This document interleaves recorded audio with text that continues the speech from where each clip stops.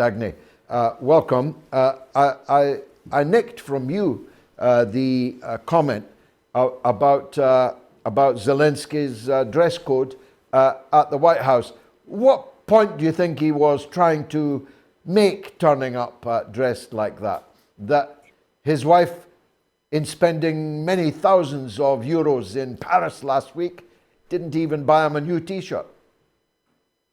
Good evening, George. First of all, thank you so much for inviting me again. I think for Zelensky, and it's all about optics and it's all about PR, but I just been sarcastic when I made this comment because as it was published, apparently, allegedly, she spent 40,000 euros in one shop in Paris. She was apparently buying the Christmas presents. Well, nice work if you can get it. We don't know if it's true, of course. It's certainly widely rumoured. Nobody would be devastatingly surprised if it turned out to be true. But the visit to the White House seems ominous to me. No good can come of it. No peace is going to emerge from it. They're planning more and more war, aren't they? Well, in my personal view, there is two reasons why. First of all, is they want to push this 45 billion through Congress, which I think Zelensky will get. And another thing is because the thing's not looking very good for them in Bakhmut and all other directions. They will try to escalate, but to what extent, I don't know. The most worrying for me, George, is it's not widely reported, but it's a Polish news.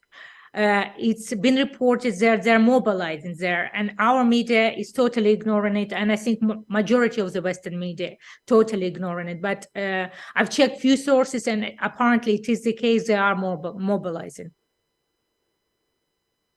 Well, Putin was in Belarus, as was Lavrov, as was the defense minister.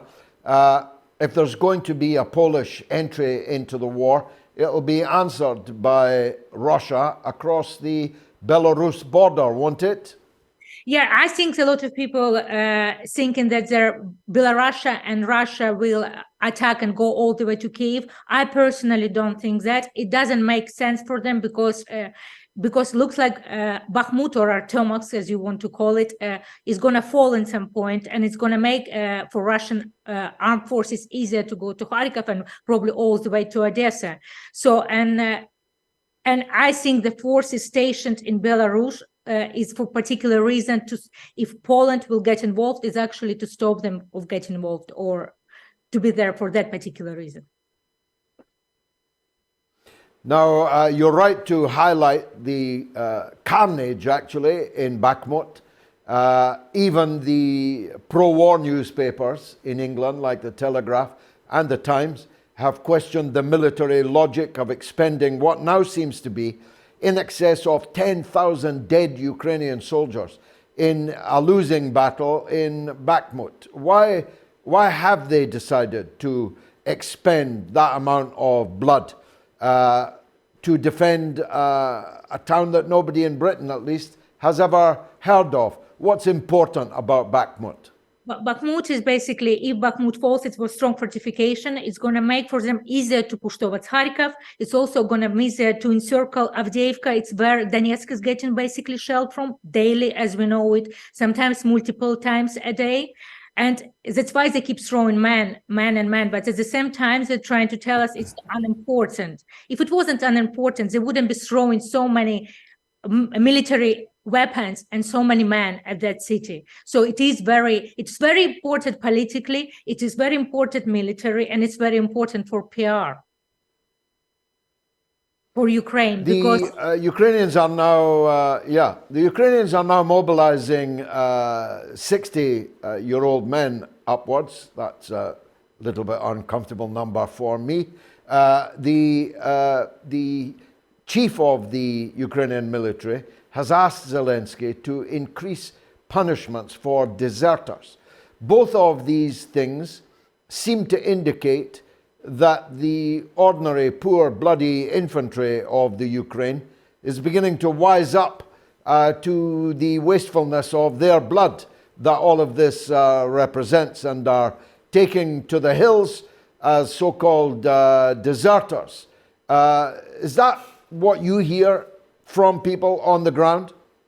It is, and it's actually worse. Even Shoigu himself today made a statement about that nationalists, Ukrainian nationalists, actually shooting Ukrainian armed forces who's trying to desert. It's got to the stage where basically they're shooting their own, and it's a commonly known. It's widespread, but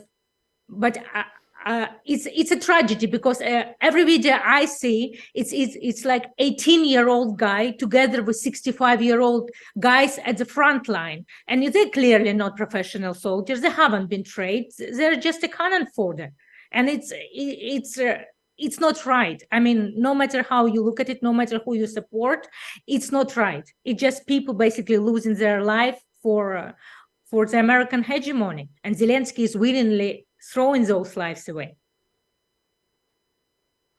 Now, the Ukrainian government, speaking from the point of view of a ventriloquist dummy, you can hardly see the lips moving on the ventriloquist himself, but the dummy is saying there will be no negotiations. Do you think that that can possibly be true?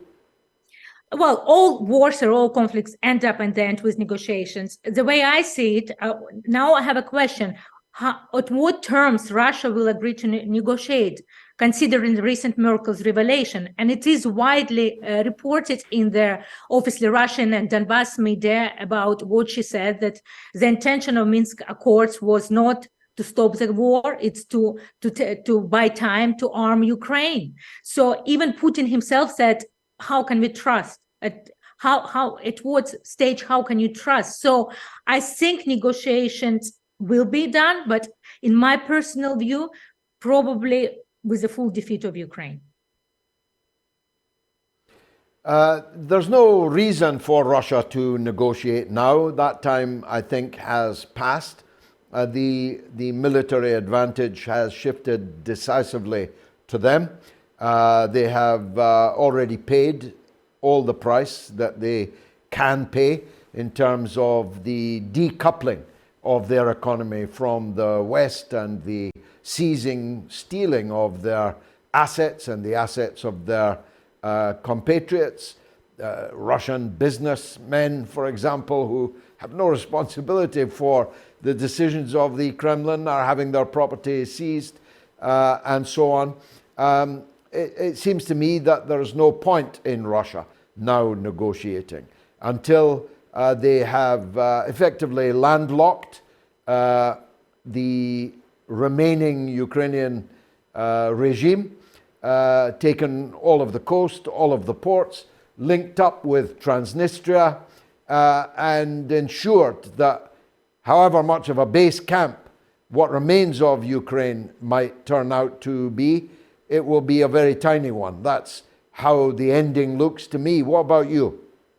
I think exactly the same, George, because if they negotiate now, first of all, Kissinger came out with some proposal, but this proposal looks even worse than Minsk Accords. And the proposal which coming out of Scholz and Macron is not serious proposal, considering the situation on the ground. And Russia will never agree to that, because if they agree to that, this means in 3, 4, 5, 6 years' time, it's going to be all over again. So this time they have to make sure that Ukraine is fully demilitarized and nationalists is basically not in charge anymore.